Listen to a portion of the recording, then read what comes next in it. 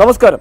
Snake master പ്രോഗ്രാമിലേക്ക് ഏവർക്കും സ്വാഗതം. എന്തായാലും സ്നേക്ക് മാസ്റ്റർ ടീമിൻ്റെ വ്യത്യസ്തനായ അതിഥികളെ തേടിയുള്ള വ്യത്യസ്തമായ അനുഭവങ്ങൾ തേടിയുള്ള ഇന്നത്തെ ആദ്യത്തെ യാത്ര എത്തി നിൽക്കുന്നത് തിരുവനന്തപുരം ജില്ലയിൽ വെഞ്ഞാറമൂട് കഴിഞ്ഞ് വാമനാപുരം എത്തുന്നതിന് മുന്നേ കീഴായിക്കുണം എന്നുള്ള സ്ഥലത്താണ് നമ്മൾ നിൽക്കുന്നത്. ഇവിടെ ഒരു പ്രിയപ്പെട്ട സുഹൃത്തിൻ്റെ വീട്ടിൽ ഒരു ചേച്ചി, പാവം ചേച്ചി കുറേ കോഴിയും താറാവൊക്കെ വളർത്തി അങ്ങനെ സ്നേഹിച്ച് വളർത്തി അവരുടെ ഉപജീവനമൊക്കെ അതൊക്കെയാണ്. അപ്പോൾ ഇന്ന് കുറച്ച് നേരത്തെ രാവിലെ ഇവിടുന്ന് ഒരു കോൾ ഉണ്ടായിരുന്നു. ഇതിൻ്റെ കുറച്ച് മേളിലൊരു വീട്ടിലൊരു പാറക്കെട്ടിനകത്തൊരു വലിയ അതിഥി ഇരിക്കുന്നു. ഞാൻ പറഞ്ഞു മതിൽ പൊളിക്കാൻ പറ്റില്ല എന്ന് പറഞ്ഞു. അപ്പോൾ അവരെ ഞങ്ങൾ ഒഴിവാക്കി.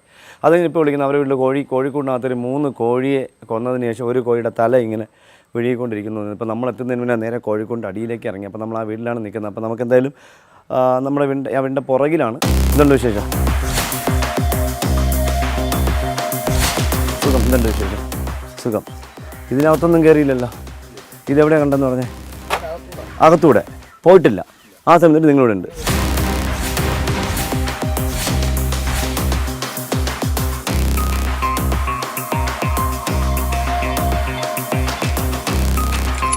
ചേട്ടൻ നോക്കിയോളേ, അവിടെ നിന്ന് കണ്ണു മാറില്ല. എൻ്റെ ചെല്ലക്കിളി കണ്ണു മാറിയാൽ പോയി. അയ്യോ പാവം. അതാണെങ്കിൽ ഒരു താറാവിനെയും ഒരു നമ്മുടെ എന്താ പറയുക ടർക്കി 2 മരിച്ചു കിടപ്പുണ്ട്. അപ്പോൾ ഇതിനകത്തും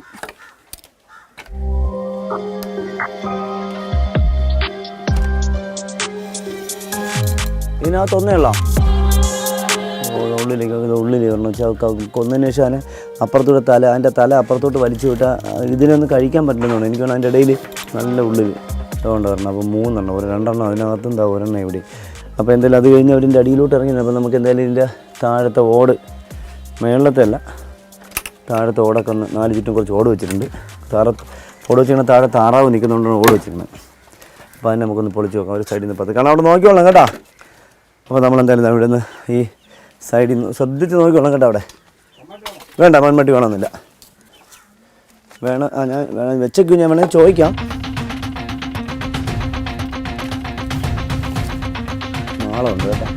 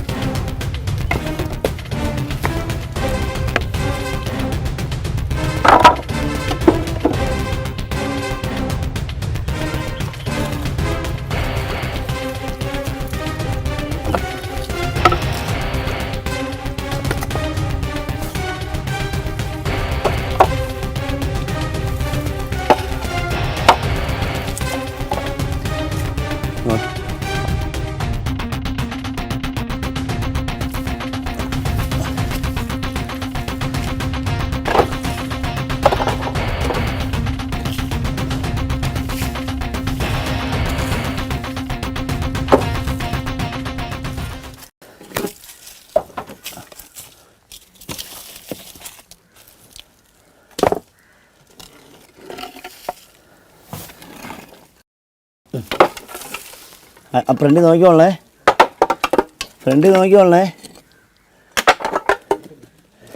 ഫ്രണ്ട് സൈഡ് അടിയിൽ കൂടെ നോക്കിക്കോളേ. താറാവ് കിടക്കുന്ന സ്ഥലത്ത് ആ മൺമട്ടി അവിടെ അങ്ങോട്ട് നോക്കണം. അതിൻ്റെ അവിടെ നോക്കണം.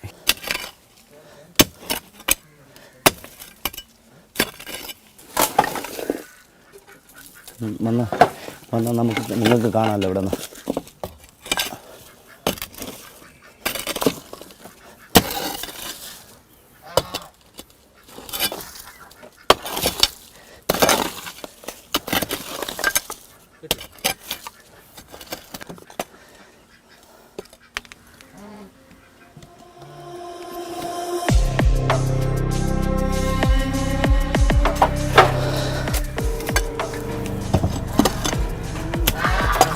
നേരത്തെ എന്തോ വലിയ മറ്റേ തട്ടിയിട്ടുണ്ടായിരുന്നു. അപ്പോൾ നമ്മളിവിടെ അവിടെ നിന്ന് 5-6 ഓട് ഇളക്കി വെച്ചിട്ട് നമുക്ക് സംശയം കൊണ്ട് ഇവിടെ നിന്ന് ഇളക്കിയപ്പോൾ ഇവിടെ ഒന്ന് അനക്കം കണ്ടു. അത് ഈ ഓട്ടിൻ്റെ ഇടയിലോട്ട് കയറി. നമുക്ക് എത്ര കണ്ടത് കിട്ടും, എത്ര കണ്ട് പെട്ടെന്ന് കിട്ടുമെന്ന് നമുക്ക് പറയാൻ പറ്റില്ല. കാരണം ഈ ഓട് അനക്കും തൊട്ട് പോയി അടിയിൽ പോയാൽ 4 ചുറ്റും ഓട നമുക്കിങ്ങനെ വലിച്ചിങ് എടുക്കാൻ പറ്റില്ല. അടിച്ചെടുത്ത് അറിയാമല്ലോ, പൊട്ടിപ്പോവും. നമ്മൾ പതുക്കെ അതിൻ്റെ ഇരിപ്പിടം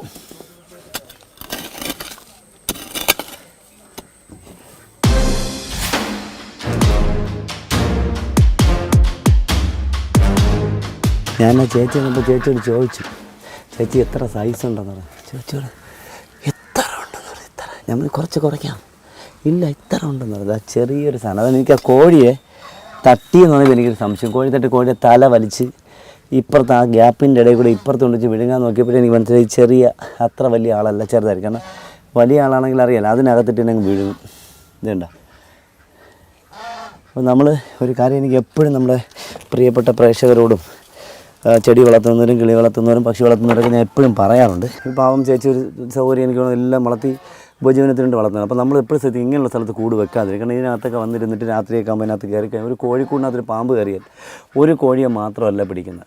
ഇപ്പം തന്നെ ഇതുണ്ടല്ലോ പാവം എത്ര രൂപയുടെ നഷ്ടം ഉണ്ടായി കാണും. മൂന്ന് ഒരു മണിത്താറാവ് അല്ല ഗൂസ്, മണിത്താറാവ് അല്ല ഗൂസ്, അതൊക്കെ വിലയുള്ള സാധനം. അപ്പോൾ ഇതിനെ കൊല്ലും. അപ്പോൾ ഇത് കയറി കഴിഞ്ഞാൽ ഇടയ്ക്കിടെ കുഞ്ഞുങ്ങളെ കാണുന്നില്ല. അപ്പോൾ നമ്മളെപ്പോഴും പറ്റുമെങ്കിൽ ഇങ്ങനെയുള്ള സ്ഥലത്ത് കൂട് ചേർത്ത് വെക്കാതിരിക്കും പരമാവധി. ഉണ്ടെങ്കിൽ തന്നെ അല്ലെങ്കിൽ വലയിട്ട് കളയാം.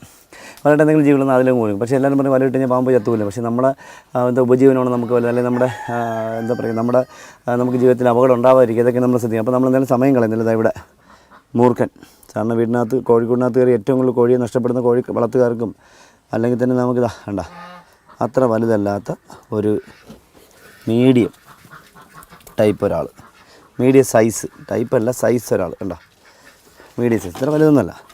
പക്ഷേ ഇദ്ദേഹത്തിന് ആ കോഴി കുഞ്ഞിനെ, ആ ചെറിയ കോഴിയല്ല, ആ വലിയ ചെറിയ ഇടയ്ക്ക് വിഴുങ്ങിയൊരു കുഞ്ഞുണ്ട്, ഇത്തിരി സൈസുള്ള, അതിന് അദ്ദേഹം ഈസിയായിട്ട് വിഴുങ്ങിയാണ്. പക്ഷേ അദ്ദേഹത്തിൻ്റെ ബോഡി ഇപ്പുറത്തായി വേണ്ട ഇതിനകത്തുണ്ട്.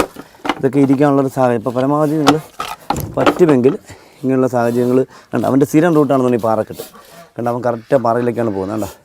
അപ്പോൾ ഇന്ന് മേളത്തെ വീട്ടിൽ കണ്ടു എന്ന് പറഞ്ഞത് ഇതാണെന്ന് എനിക്ക് തോന്നുന്നില്ല.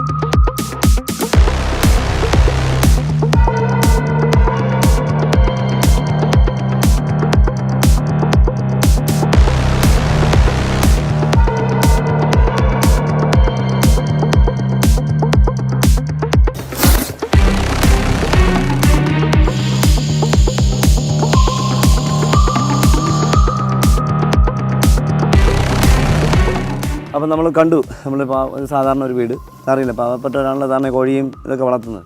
അപ്പോൾ ആ പ്രിയപ്പെട്ട സഹോദര വീട്ടിൽ ഇതിന് മുന്നേയും കൂട്ടിക്കയറി കുഞ്ഞിനെയൊക്കെ പിടിച്ചിട്ട് പോയിരുന്നു. അപ്പോൾ ഇത് ഒരു പ്രാവശ്യം ഒരു പാമ്പോ ചേരയോ ഭക്ഷണം തേടി നമ്മുടെ വീട്ടിൽ വന്നാൽ അവർ ആ പരിസരത്ത് എവിടെയെങ്കിലും ജീവനോടെ ഉണ്ടെങ്കിൽ കൃത്യമായിട്ട് 2 ആഴ്ചയോ 3 ആഴ്ചയോ അല്ലെങ്കിൽ ഒരു മാസം കഴിഞ്ഞിട്ട് കൃത്യം ആ കൂട്ടിലെത്താൻ സാധ്യത കൂടുതലാണ്.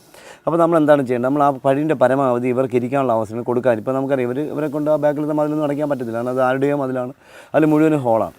അപ്പോൾ കുറച്ച് ഇങ്ങോട്ട് മാറ്റി ഒരു കൂട് വെച്ച് കുറച്ച് ഹൈറ്റ് ചെയ്ത് ഒരു തൂണ് വെച്ചിട്ട് അതിൻ്റെ പുറത്ത് ഹൈറ്റ് ചെയ്ത് വെച്ചാൽ ഇവരുടെയൊക്കെ ശല്യങ്ങൾ അവർക്ക് ഉണ്ടാവില്ല. അപ്പോൾ എല്ലാ വീട്ടിലും തന്നെ കർഷകരായ ഒരുപാട്, ഇപ്പോൾ ഞാൻ ഇന്നാളൊരു ഇറച്ചിക്കോഴി വളർന്ന പാവപ്പെട്ട ഒരു മനുഷ്യൻ പലിശയ്ക്കൊക്കെ എടുത്ത്, അല്ലെങ്കിൽ ബ്ലൈഡ് ബാങ്കിൽ നിന്ന് പലിശയ്ക്ക് എടുത്ത് ഒരു കോഴി ഫോൺ തുടങ്ങി. സ്ഥലം ഞാൻ പറഞ്ഞില്ല, അദ്ദേഹം അന്ന് ഞാൻ പറഞ്ഞ എപ്പിസോഡ് അന്ന് എടുക്കാമെന്ന് വേണ്ട ദുരേഷ്, എന്തായാലും എനിക്ക് ഇത്രയും പോയി, ഇനി അത് മറ്റുള്ളവരെ കൂടെ അറിയിക്കണം. ഒരു 100-150 കോഴി കൂട്ടിനകത്ത് ഒരു പാമ്പ് 2-3 ദിവസം കൊണ്ട് അതിനകത്തിരുന്ന് എല്ലാത്തിനും ഒരു 10-100-150 അടുപ്പിച്ച് ദിവസങ്ങൾ തന്നെ കൊന്നു എന്ന് പറയും. അപ്പോൾ ഇതൊക്കെ ആകുമ്പോൾ അവർക്ക് മനസ്സ് മടിക്കും ബിസിനസ് ചെയ്യുന്നവർക്ക്. അപ്പോൾ അതൊക്കെ സൂക്ഷിക്കണം. നമ്മൾ പഴയ പരാതി ഇവർക്കൊന്നും ഇരിക്കാനുള്ള അവസരം ഉണ്ടാക്കി കൊടുക്കാതിരിക്കുക, ശ്രദ്ധിക്കേണ്ട സമയമാണ്. കാരണം അണലിയുടെ പ്രസവം തീരുന്നു.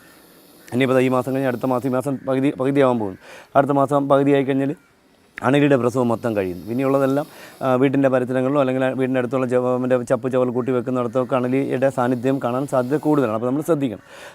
മുറുക്കൻ പാമ്പ് അതിഥിയുടെ മുട്ടകൾ വിരിഞ്ഞ് തീരാറായി. ഈ മാസം ഇപ്പോൾ ലാസ്റ്റ് ആകുമ്പോൾ അത് കഴിഞ്ഞു. പക്ഷേ അത് കഴിഞ്ഞിട്ട് കുറച്ചുകൂടെ കഴിഞ്ഞിട്ട് മാത്രമേ അണലിയുടെ പ്രസവം കഴിയുകയുള്ളൂ. അപ്പോൾ നമുക്കറിയാമല്ലോ, ഒരു അണലി പ്രസവിച്ച് ഉണ്ടാകുന്ന കുഞ്ഞുങ്ങളുടെ എണ്ണം, ഒരു മുറുക്കൻ പാമ്പ് മുട്ടയിട്ടാലുണ്ടാകുന്ന കുഞ്ഞുങ്ങളുടെ എണ്ണം. ഇപ്പോൾ ഞാൻ പേരൂർക്കട ഒരു വീട്ടിൽ പേരൂർക്കട പോലീസിൻ്റെ പെണ്ണുകൂടെ മണ്ണാമൂലേക്ക് പോകുമ്പോൾ വലത് സൈഡിൽ മൂന്നാമത്തെ വീട്ടിൽ ഞാൻ ആദ്യം ഒരു ദിവസം പോയി ഒരു കുഞ്ഞിനെ കിട്ടി. പിന്നെ ഒരു ദിവസം എന്ന് വെച്ചാൽ എല്ലാ കുഞ്ഞുങ്ങളും വിരിഞ്ഞ് പുറത്തേക്ക് പോയി. അവരുടെ തൊഴുത്തിൻ്റെ അടിയിൽ, നമുക്ക് വേറെ ഒന്നും ചെയ്യാനില്ല.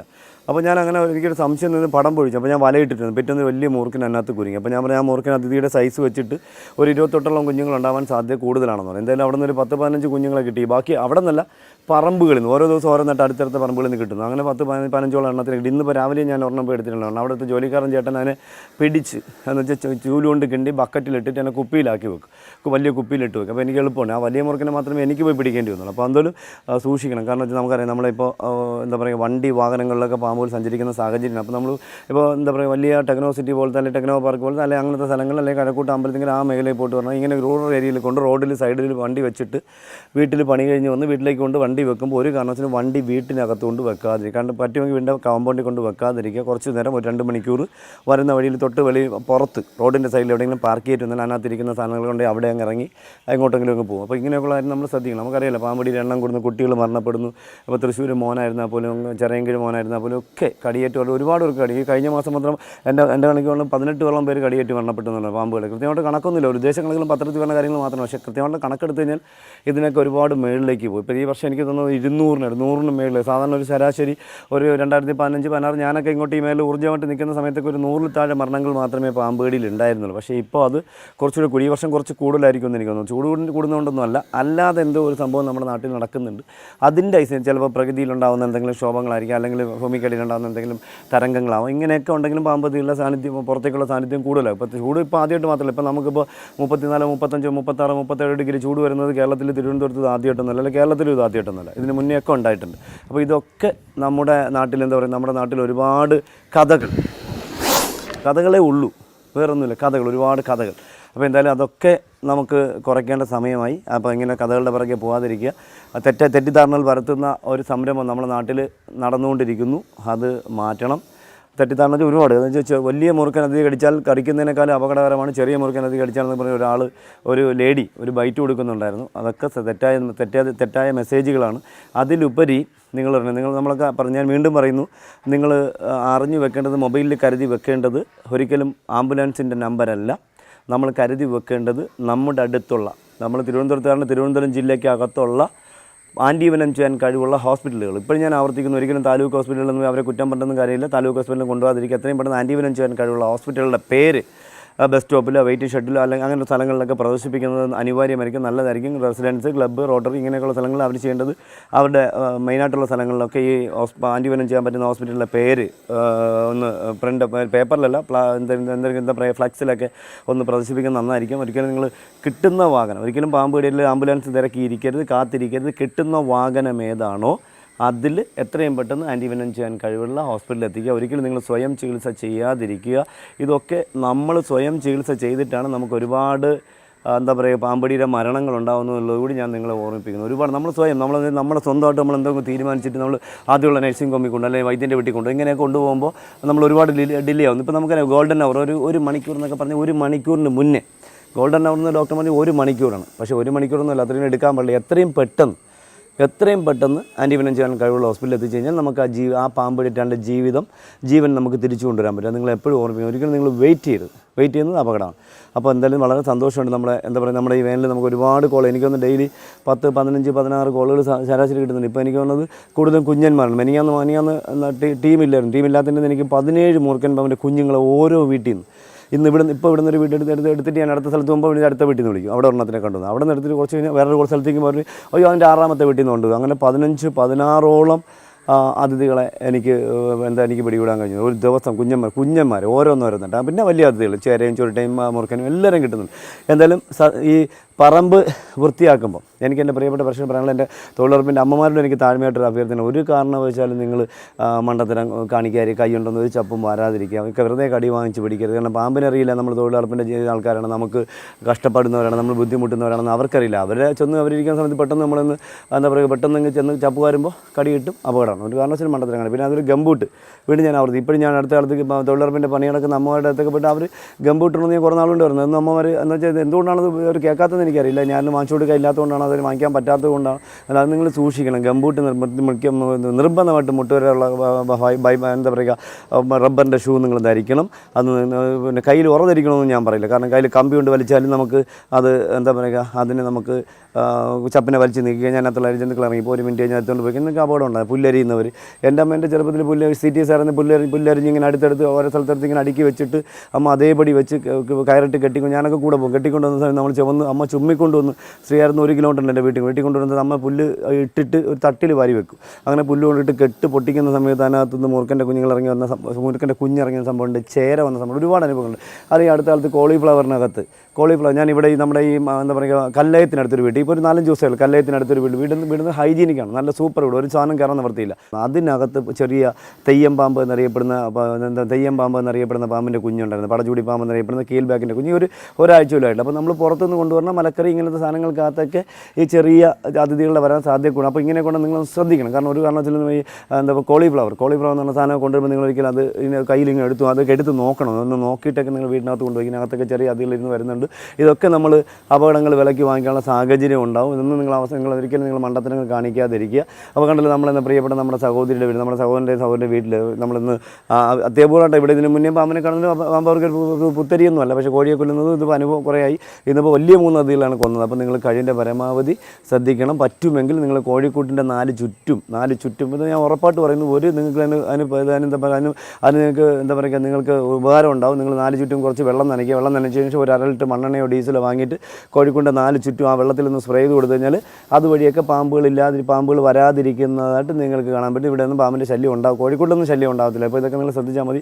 എന്തായാലും നല്ല ചൂടത്താണ് നമ്മളിരിക്കുന്നത്, നല്ല കാട്, നല്ല മഴക്കാറുണ്ട്, നല്ല പെട്ടെന്ന് വീണ്ടും നല്ല മഴ ഉണ്ടാവട്ടെ. എല്ലാവരും നല്ല എന്താ പറയുക ചൂടൊക്കെ മാറി പാമ്പിൻ്റെ സാന്നിധ്യം കുറയുന്നൊന്നും ഞാൻ പറയില്ല. വെള്ളം കൂടിയാലും പാമ്പിൻ്റെ എണ്ണം കൂടും, വെള്ളം കുറഞ്ഞാലും പാമ്പിൻ്റെ എണ്ണം കൂടുന്നുള്ളത് കൂടി ഓർമ്മിപ്പിക്കുന്നു. എന്നാലും വളരെ നന്നായി നമ്മൾ ഇതിനകത്ത് ചാക്കിലാക്കുകയാണ്.